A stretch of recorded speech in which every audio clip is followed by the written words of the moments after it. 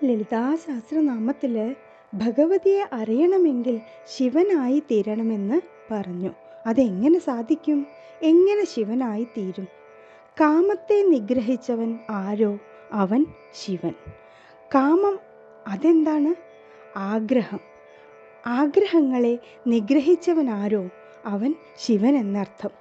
ഈ ആഗ്രഹങ്ങളിൽ നിന്ന് വിട്ടുമാറിയാൽ മാത്രമേ ദേവിയെ അറിയാൻ പറ്റൂ. ആഗ്രഹ നിഗ്രഹത്തിന് 2 മാർഗങ്ങളേ ഉള്ളൂ. ഒന്ന്, നമ്മുടെ ഉള്ളിലേക്ക് വന്ന ആഗ്രഹങ്ങളെ സാധിപ്പിച്ചെടുക്കുക. രണ്ടാമത്തേത്, നമ്മുടെ മനസ്സിലേക്ക് എങ്ങനെ ആഗ്രഹങ്ങൾ വന്നുവോ അതിനെ അതേപോലെ പുറത്തേക്ക് കളയുക. അങ്ങനെ സാധിച്ചാൽ ഭഗവതിയിലേക്ക് എത്താൻ എളുപ്പമായിരിക്കും. എല്ലാവർക്കും അതിന് കഴിയട്ടെ എന്ന് പ്രാർത്ഥിക്കുന്നു. നമുക്ക് വീഡിയോയിലേക്ക് കടക്കാം.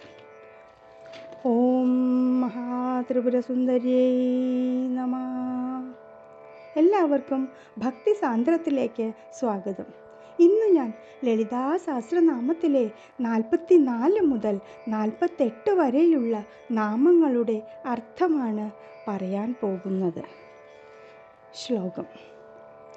നഖദീദിതി സഞ്ജന്ന നമജ്ജനതമോ ഗുണ പദദ്വയ പ്രഭാജാല പരാകൃത സരോരുഹ ശിഞ്ചാനമണി മഞ്ജീര മണ്ഡിത ശ്രീപദാംബുജ മരാളി മന്ദഗമന മഹാലാവണ്യ ശേവതി. 44 നാമം. നഖദീദിതി സഞ്ജന്ന നമ ജനതമോ ഗുണ. നഖദീദിതി, നഖങ്ങളിൽ നിന്നും പ്രവഹിക്കുന്ന, അമ്മയുടെ നഖങ്ങളിൽ നിന്നും പ്രവഹിക്കുന്ന ആ കിരണങ്ങളുടെ പ്രഭ, അത് നമജ്ജന, അമ്മയെ നമസ്കരിക്കുന്ന ഭക്തന്മാരുടെ തമോ ഗുണം, തമോ ഗുണത്തെ സഞ്ജന്ന, മറയ്ക്കുന്നു അല്ലെങ്കിൽ ഇല്ലാതാക്കുന്നു. അപ്പോൾ ഭക്തന്മാർ അമ്മയുടെ കാൽക്കൽ നമസ്കരിക്കുന്ന സമയത്ത് അമ്മയുടെ നഖത്തിൽ നിന്നും പ്രവഹിക്കുന്ന പ്രകാശത്താൽ അല്ലെങ്കിൽ അതിൻ്റെ കാന്തിയാൽ ഭക്തന്മാരുടെ തമോ ഗുണത്തെ മറയ്ക്കുന്നു അല്ലെങ്കിൽ ഇല്ലാതാക്കുന്നു എന്നർത്ഥം. ഇനി 45 നാമം. പദദ്വയ പ്രഭാജാല പരാകൃത സരോരുഹ.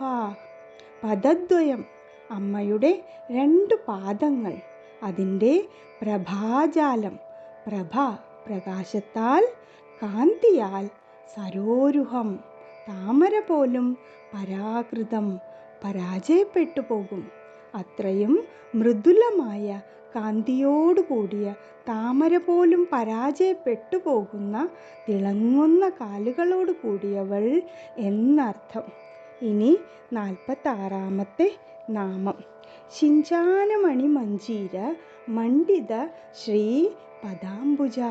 ശിഞ്ചാനം, കിലുങ്ങുന്ന, മണിമഞ്ജീരം, രത്നം പതിപ്പിച്ച ചിലമ്പ്, മണ്ഡിതം, അലങ്കരിക്കപ്പെട്ട, ശ്രീ, ഐശ്വര്യപൂർണമായിട്ടുള്ള, അമ്മയുടെ പദാംബുജം, അംബുജം താമര, താമര പോലും മനോഹരമായ പാദങ്ങൾ, താമര പോലെ മനോഹരമായ പാദങ്ങൾ.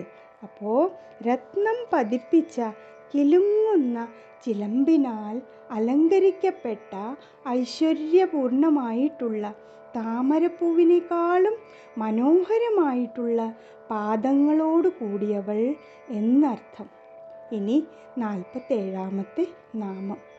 മരാളി മന്ദഗമന മഹാലാവണ്യശേവതി.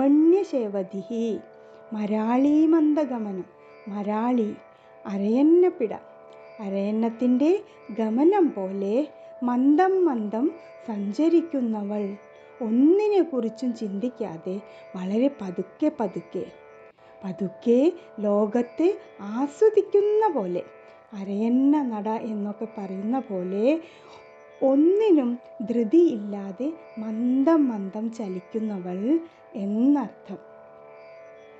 ഇനി 48 നാമം. മഹാലാവണ്യ ശേവതി.